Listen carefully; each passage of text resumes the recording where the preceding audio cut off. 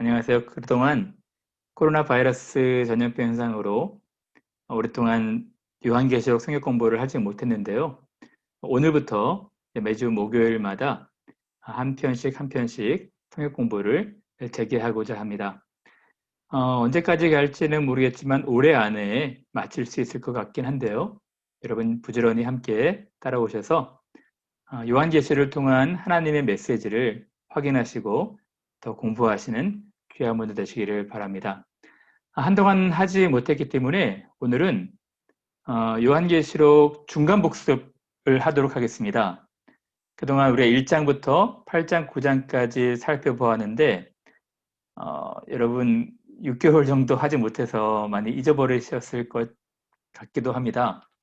그래서 전체적으로 오늘은 짧게 요한계시록의 개요를 살펴보고 그리고 다음 주부터는 이제 그동안 하지 못했던 부분들부터 디테일하게 공부하는 시간을 갖도록 하겠습니다. 제가 요한계시록 처음 시작하면서 4가지 질문으로 시작을 했었거든요. 첫 번째 질문은 이것이었습니다. 요한계시록 왜 읽어야 됩니까? 여러분, 요한계시록은 성경 중에서도 굉장히 중요한 성경입니다. 꼭 반드시 읽어야 되는 성경 중에 하나거든요. 근데 요한계시록이 왜 그렇게 중요하고 우리가 시간을 들여서 왜 꼭 읽어야 되는지 요한계시록의 중요성에 대해서 잠깐 이야기하고자 합니다. 요한계시록 왜 읽어야 될까요? 여러분, 모든 소설책들이나 다른 책들을 보면 플롯, 이 서론, 본론, 결론, 기승전결 구성이 되어 있습니다. 처음 시작이 있으면 이 진행 상황이 있을 것이고 갈등과 실마리를 풀어가는 클라이막스가 있을 것이며 맨 마지막에는 끝맺음, 결론이 있겠죠. 우리가 읽는 성경, 또 우리가 살아가는 세상도 마찬가지입니다. 이 성경도 시작이 있고 끝이 있고요. 우리가 살아가는 이 세상도 하나님께서 시작하신 것이 있었다면 이제 끝맺는 날이 있다는 것입니다. 먼저 성경을 살펴보면요. 성경은 하나님께서 이 시작하신 스토리를 담고 있거든요. 이 시작하시는데 아담의 범죄로 인하여 갈등이 생기게 되죠. 그러다가 구약 전체에 이제 여러 이야기들이 나타나게 되고 하나님께서 이 이야기들을 진행해 가십니다. 그러나 하나님께서 이 범죄한 인간을 구원하고자 하는 계획으로 예수 그리스도를 보내는 절정의 사건들이 있게 되는 것이죠. 이것이 끝이 아닙니다. 예수 그리스도로 말미암아 하나님의 나라가 팽창되고 확장되지만 결국은 하나님께서 그의 시작하신 나라를 완성하실 때가 있다는 것입니다. 이것이 결론이죠. 그러므로 성경 또 우리가 살아가는 세상도 이러한 순서로 구성이 될 수가 있습니다. 이렇게 기승전결로 나눌 수가 있는 것이죠. 여러분, 그런 의미에서 이 창세기는 하나님께서 하나님의 나라, 그의 세상을 시작하신 이야기입니다. 에덴 동산이라는 지역에서 위탁 통치자였던 아담을 통해서 그의 나라를 시작하신 것이죠. 그러나 아담의 범죄함으로 갈등이 생기게 됩니다. 그러나 이 나라, 시작하신 나라를 하나님께서 방치하거나 내버려 두시거나 포기하지 않으시고 결과적으로는 이 나라 완성하시겠다는 것입니다. 그것이 요한계시록이 말하고 있는 것이죠. 여러분, 그런 의미에서 요한계시록은 굉장히 중요한 성경이 되는 것입니다. 하나님께서 아담을 택하셨지만 아담이 이 나라 손상시켰어요. 그리고 죄악이 관영해서 노아 때에는 하나님께서 홍수로 세상을 심판하셨습니다. 그리고 아브라함과 하나님의 나라 언약을 다시 맺고 이스라엘이라는 나라를 시작하거든요. 그러나 이스라엘의 나라도 하나님을 왕으로 모시고 주님으로 모셔야 됐음에도 불구하고 그렇지 않은 시간들을 보냈습니다. 인간들의 범죄한 결과였죠. 이것이 진행돼 가고 있는 구약 스토리였거든요. 근데 하나님께서 이제는 예수 그리스도를 세상에 보내셔서 하나님 나라의 마음에 합한 왕을 보내셔서 이제 예수 그리스도를 믿는 누구나 어느 백성이든지 믿는 사람들을 자기 자녀 백성 삼으셔서 이 나라 확장하시겠다는 것입니다. 이것이 클라이막스인 것이죠. 그리고 예수 그리스도의 십자가 사건 또 부활 사건으로 이후로 하나님의 교회가 이스라엘에 국한되어 있지 않고 이제 확장되고 있는 이 내용이 클라이막스 내용인 것입니다. 그러나 여러분, 하나님께서 시작하신 나라를 끝맺으셔야 되지 않겠습니까? 이 어떻게 하나님의 나라가 끝나게 될지에 대해서 요한계시록에 다루고 있는 거예요. 여러분, 그러므로 요한계시록은 하나님 나라의 완성 이야기를 말하고 있습니다. 그가 시작하신 나라 완성하실 것입니다. 그러므로 성경 전체, 또 우리가 살아가는 이 세상의 전체의 결론에 해당하는 부분이 있다면 그것이 바로 요한계시록인 것이죠. 여러분, 소설책을 읽어도 결론을 모르면 미궁으로 빠지지 않겠습니까? 우리가 읽는 성경, 또 우리가 살아가는 이 세상도 이 요한계시록 결론이 없으면 미궁으로 빠져버리는 것이죠. 어떻게 끝날지 알지 못하면 우리의 믿음이 약해지지 않겠습니까? 요한계시록은 성경 전체의 결론격으로 하나님이 시작하신 나라를 끝맺으신다는, 영광스럽게 완성하신다는 이야기입니다. 그래서 제가 늘 말씀을 드리지만 성경 전체는 하나님이 예수 그리스도를 통해서 그의 나라 시작하셨고 진행해 가시며 나중에는 완성해 간다는 그런 스토리인 것이죠.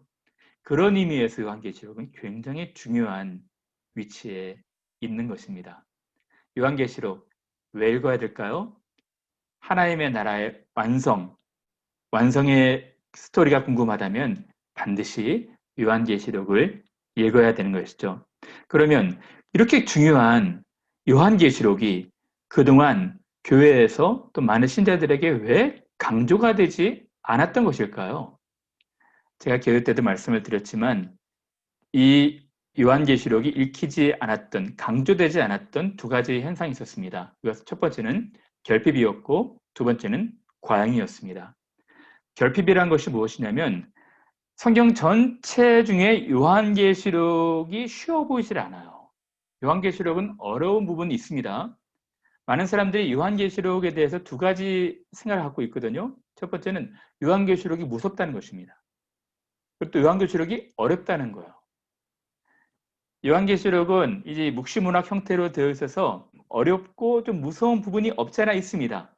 그래서 그동안에 교회가 요한계시록이 좀 다루기 어렵고 해석하기도 명확하지 않고 또 무서워하는 경향도 있어서 설교도 되지 않았고 성역 공부도 깊이 해왔고 요한계시록에 대한 강조도 많이 되어 있지 않았던 것입니다. 심지어는 건강한 교회라 할지라도 요한계시록 성역 공부나 설교 때 다루지 않았던 것이죠.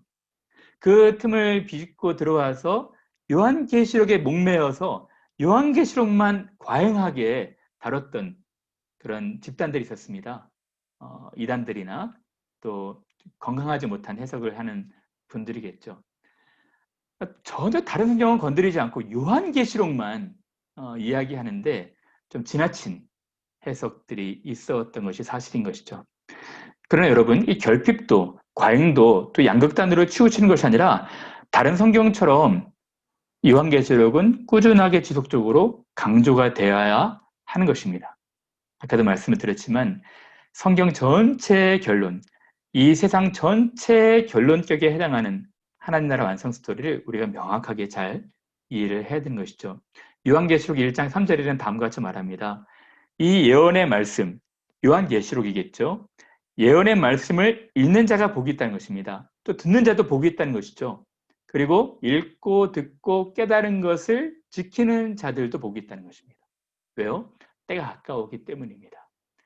사랑하는 여러분, 오늘을 살아가는 우리들은 더욱 하나님의 완성 스토리에 대해서 관심을 갖고 요한계시록을 읽어야 하는 것이죠.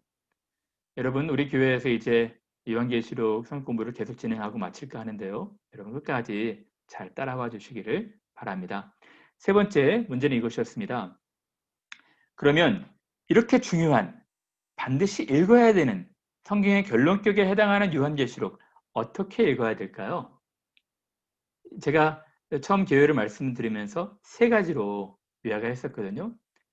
요한계시록을 읽는 방법이 있습니다. 그 중에 제가 세 가지 키워드를 소개하자면 첫 번째는 시대적 배경을 이해해야 되는 것입니다.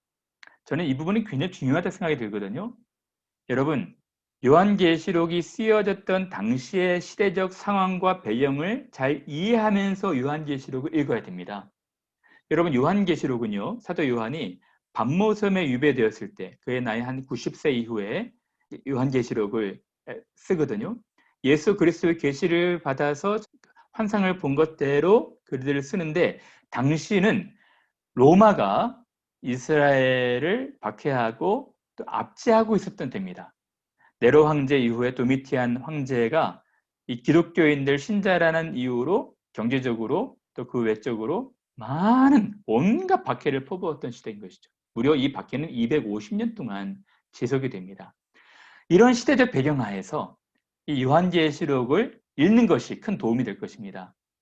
이런 시대에서 신자들, 믿는 사람들의 마음이 어땠을까요?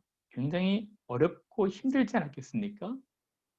예수 그리스도를 믿는 이유로 경제적인 어려움들도 당했었고, 또 목숨도 잃어버리는 그런 정말 너무너무 어려운 시대에 살았습니다. 그때 요한이 이 시대적 배경 하에서 이 교인들, 신자들, 교회를 위로하고 격려하는 의미에서 이 요한계시록을 쓴 것입니다. 너무 힘들고 어려운 사람들에게 이 로마 정부가 오래 지속이 되지 못할 것이고, 결국은 궁극적으로 하나님께서 선한 계획을 갖고 계시고 로마 정부에 대한 심판을 하실 것이다. 그리고 교회는 보호될 것이고, 교회는 안전하고, 교회는 지금 너무 힘들고 어렵지만 끝까지 이기는 자들에게는, 버티고 인내하는 자들에게는 구원이 있을 것이다. 따뜻한 사랑의 편지가 아니겠습니까? 그런 의미에서 요한계시록은 무섭게 읽혀져야 되는 성경이 아니라 따뜻한 격려와 위로의 메시지로 읽어야 되는 것입니다. 그런데 여러분, 교회를 향한 격려의 메시지를 쓸 때 당시 묵시문학, 문학 형태를 이용한 것이죠. 여러분, 그래서 이 묵시문학 형태를 잘 이해하시면서 읽으면 도움이 될 것입니다. 구약에도 에스겔, 다니엘 같은 묵시문학 형태가 있거든요. 그 구약 성경을 잘 이해한 유대인들은 요한계시록을 잘 이해하실 수 있었을 거예요. 그런 의미에서 여러분들이 이 요한계시록 공부할 때 시대적 배경, 교회를 향한 따뜻한 위로의 메시지, 문학적 표현을 이해할 때 요한계시록을 조금 더 자세하게 이해할 수 있을 것이라 생각이 됩니다. 그럼 마지막으로 네 번째 문제입니다. 요한계시록 주제와 내용은 무엇입니까? 요한계시록을 그동안 여러분들 공부해 왔는데요. 앞으로 끝맺힐 때까지 전체적인 주제, 그리고 전체적인 구조, 그리고 메시지를 잃어버려서는 안 될 것입니다. 다시 한번 이 전체적인 주제 세 가지를 말씀을 드릴까 하는데요. 단어로 말씀을 드리자면 계획입니다. 어떤 계획일까요? 하나님께서 이 세상과 교회를 향한 계획을 갖고 계시다는 것입니다. 여러분, 하나님은 세상에 대한 계획도 있고 교회를 향한 계획도 가지고 계시다는 것이죠. 그 계획이 무엇입니까? 그 계획은 두 가지 단어로 요약할 수가 있습니다. 첫 번째는 심판이요, 두 번째는 구원입니다. 요한계시록 전체 메시지가 이 두 단어에 포함되어 있는 것입니다. 심판과 구원입니다. 그러면 무엇에 대한 심판이고 무엇에 대한 구원일까요? 하나님은 세상과 교회를 향한 계획을 갖고 계신데, 이 세상, 악인들, 죄인들을 향한 심판과 교회, 신자, 의인들을 향한 구원, 계획을 갖고 계시다는 것입니다. 그것이 6장부터 16장까지 나와 있는 것이죠. 여러분, 그러나 악인들을 심판하시고 의인들을 구원하시는 것에 그치지 않고, 악인들 배후에서 활동하고 있는 악한 세력 사단 마귀, 이 전체 세상 나라를 멸망시키실 것이고, 하나님의 나라를 완성하신다는 것이 또 요한계시록의 주제입니다. 그래서 다시 키워드를 말씀을 드리면 멸망과 완성입니다. 무엇에 대한 멸망, 무엇에 대한 완성입니까? 세상 나라에 대한 멸망, 하나님 나라의 완성을 말하고 있는 것이죠. 사랑하는 여러분, 하나님은 계획을 갖고 계십니다.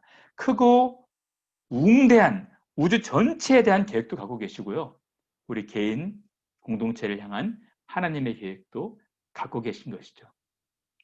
여러분, 이 단어를 중심으로 다시 구조를 살펴보도록 하겠습니다. 하나님은 계획을 갖고 계시며 그 계획은 심판과 구원이었습니다. 궁극적으로는 세상 나라에 대한 멸망, 하나님 나라 완성인 것이죠. 여러분, 이 순서로 전체 요한계시록이 구성이 되어 있습니다. 여러분, 하나님은 계획을 갖고 계시다 그랬죠?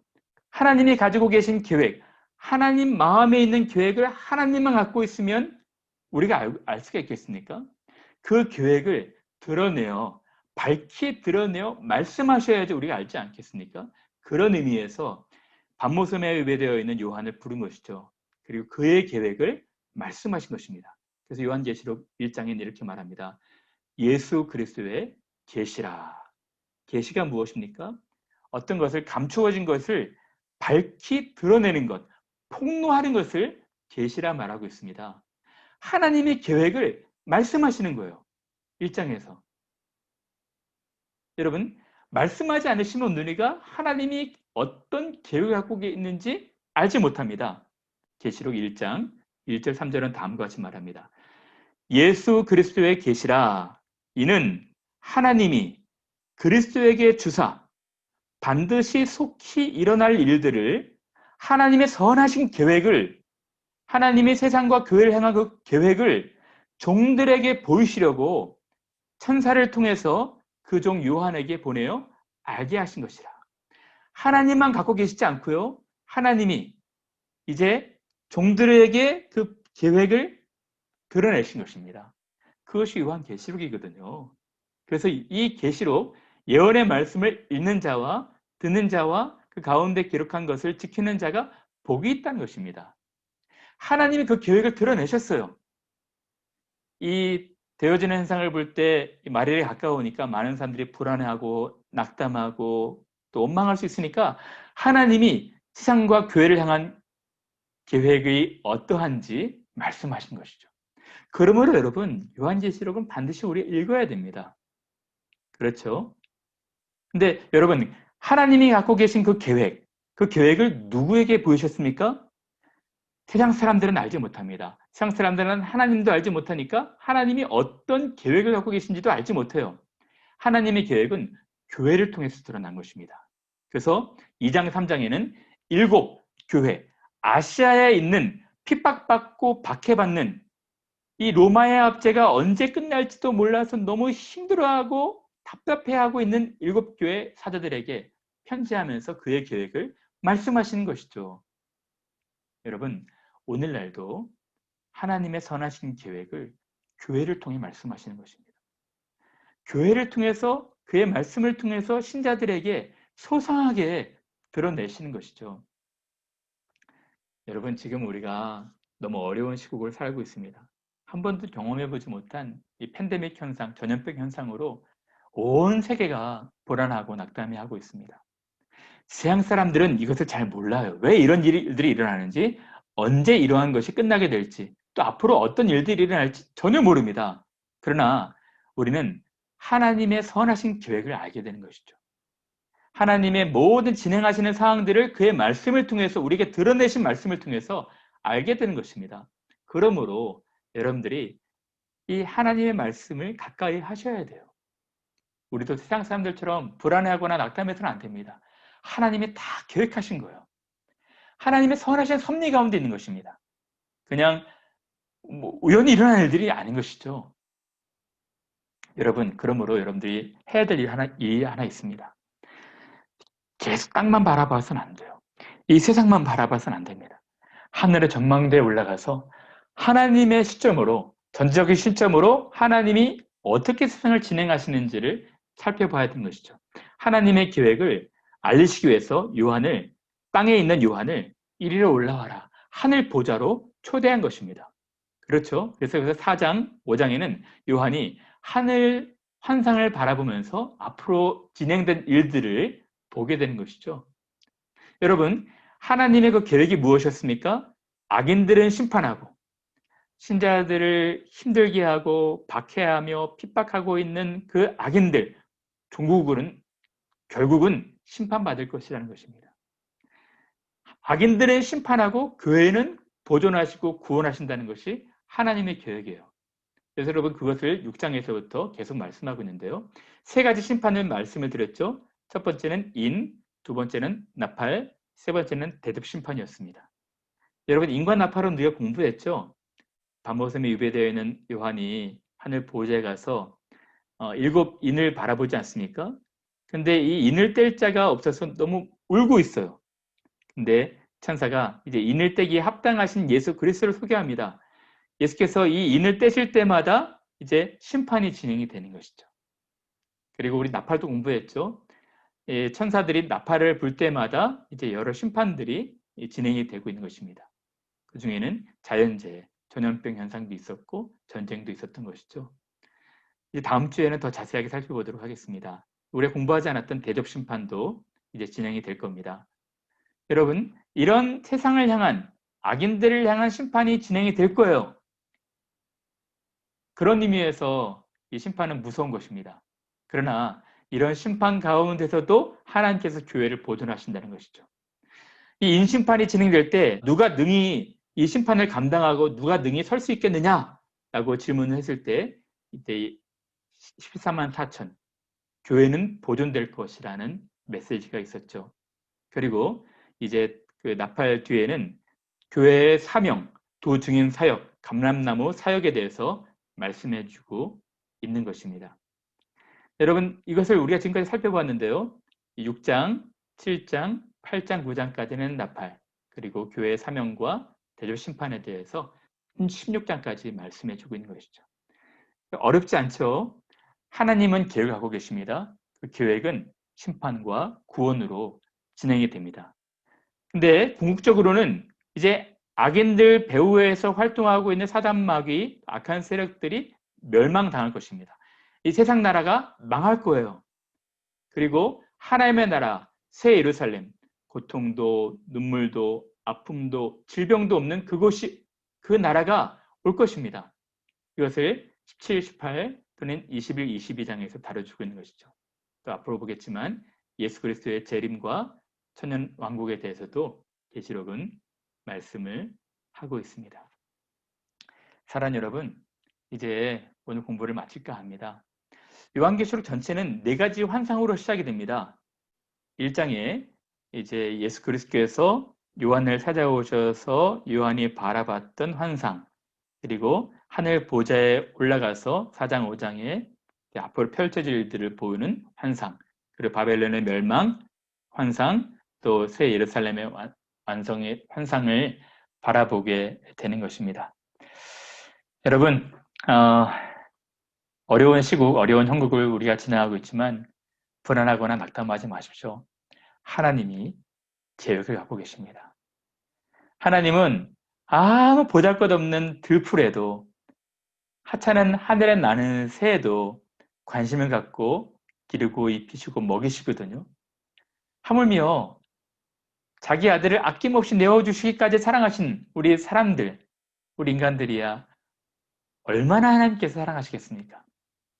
여러분, 하나님은 우리를 향한 계획, 또 온 우주를 향하신 계획을 갖고 계십니다.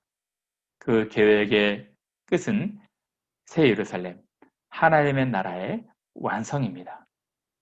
여러분, 당장 한 치 앞도 내다보지 못하는 가련한 인생들이지만, 우리는 너무너무 부족하고 연약한 사람들이지만, 우리 위에 계신 전지전능하신 하나님을 신뢰하시길 바랍니다.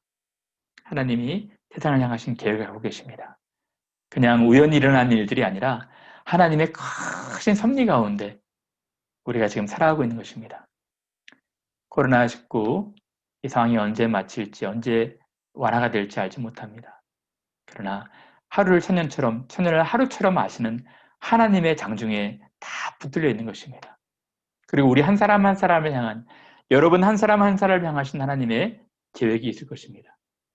우리는 내일도 알지 못하고 우리의 뜻대로도 안 되지만 하나님을 온전히 신뢰하고 의지할 때 하나님께서 그가 일하실 것입니다. 그러므로 여러분들이 요한계시록 성경 공부를 통해서 깨달아야 될 것은 하나님의 크신 계획, 그 계획은 한 치의 오차도 없이 그대로, 뜻하신 그대로 진행된다는 것입니다. 그 하나님 신뢰하시면서 오늘 하루도 은혜 가운데 강건한 마음으로 살아가시기를 바랍니다. 다음 주부터는 자세하게 그동안 하지 못했던 부분들을 차근차근 살펴보면서 공부하도록 하겠습니다. 모두 건강하시길 바랍니다. 감사합니다.